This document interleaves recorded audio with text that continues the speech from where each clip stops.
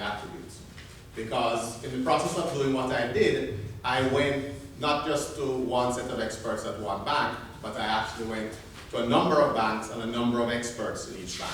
So this is an interorganizational synthesis of knowledge that we end up with, which is also a very interesting contribution.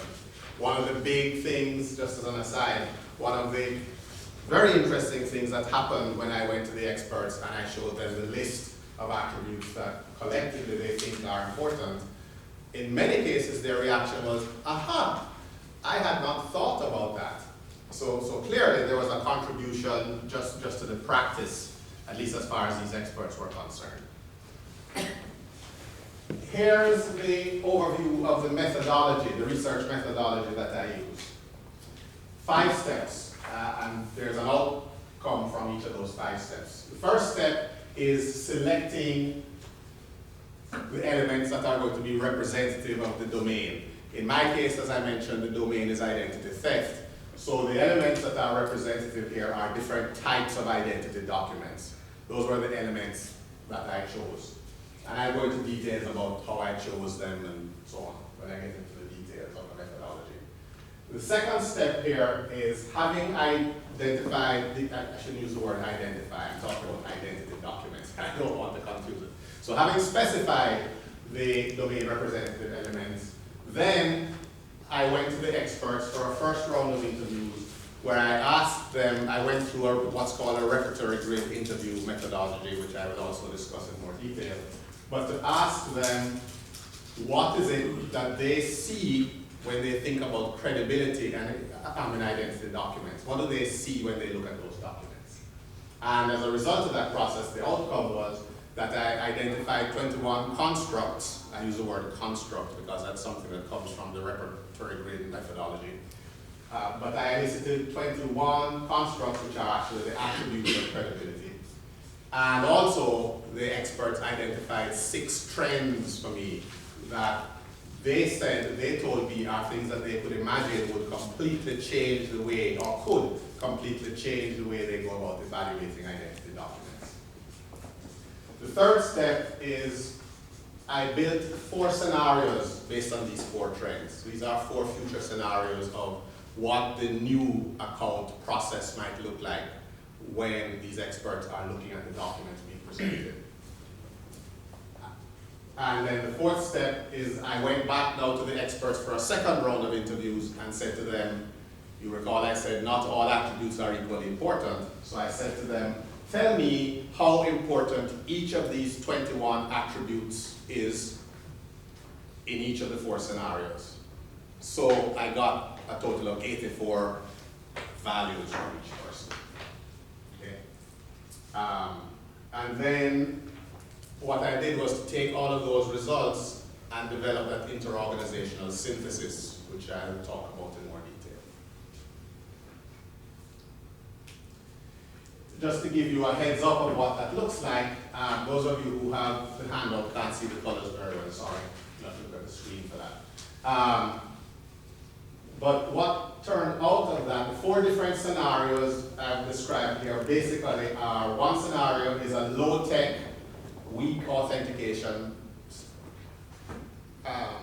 scenario, and that's actually pretty typical of the way most people work now. Somebody walks in as a new customer, they present a paper document or a physical document of some kind. The authentication is relatively weak. The technology is relatively low. All the way to the 4th scenario, which is a high-tech scenario where the person may not even be physically present when they're opening the new account. It may be a virtual person doing it online, and the document may be a digital document, so high-tech. And strong authentication in the sense that the methodology for issuing the document is considered tamper-proof. There's no such thing as tamper-proof, but close to tamper-proof. So the authentication methodology is strong. I'll go into more details about that. The point is that in scenario 1, you will see that the first 3 date of birth, full name, date of expiry, signature, photo, and all of those there was a fairly high level of consensus among the experts that those were very, very important attributes. The green color indicates a 90% consensus among the experts. The yellow indicates an 85% or more consensus.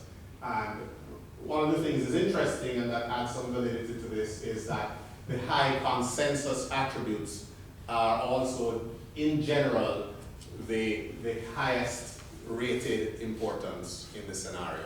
In general, that's not 100% true. Then the synthesis, which I found very interesting, is that across all scenarios, the date of birth, the date of expiry, and the date issued.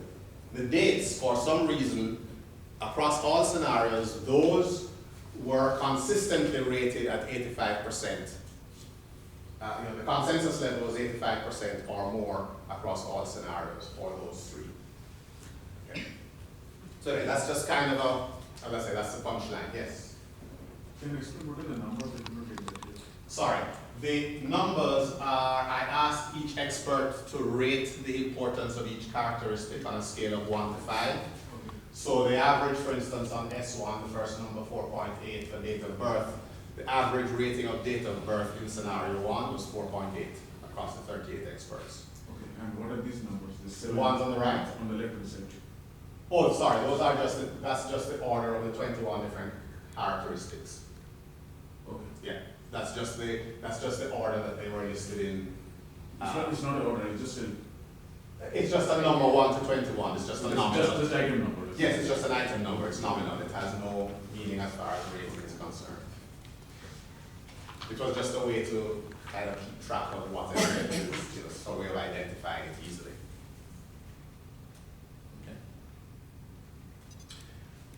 Okay, let me give you a little background here. This is something that came through in a number of the items that I read through. I call it the ABCs of identity fraud. It wasn't actually called this in the documents, but this to me seemed to make the most sense in just understanding what it is. The A is the acquisition, and this is a process where the thieves, the perpetrators, the identity thieves, acquire data somehow. And